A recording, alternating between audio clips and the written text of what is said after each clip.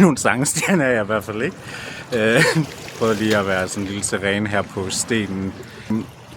Jeg sidder her i Nha Trang i Vietnam, og det er super skønt. Selvom havet på mange måder er grønt som ved Vesterhavet i Danmark, ja, så er det altså lige en tand bedre her. For det første, så er det 26 grader varmt, tror jeg, eller deromkring, sidst jeg tjekkede.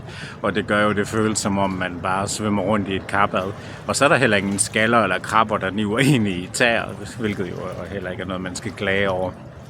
Og så ligger det fra den hotellejlighed, som jeg har booket via Airbnb.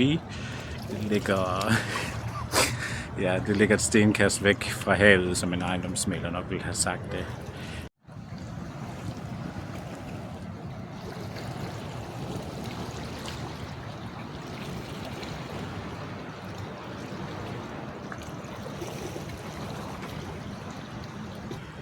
Det skal ikke være nogen hemmelighed, at jeg gik med at lave en engelsk vlog her på YouTube, fordi der er et større publikum på engelsk end der er på dansk.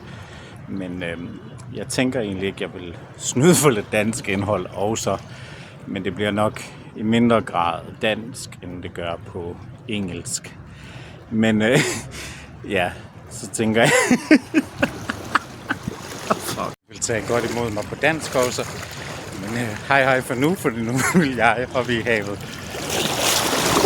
Mobil og jeg har det godt. Tak fordi I så med.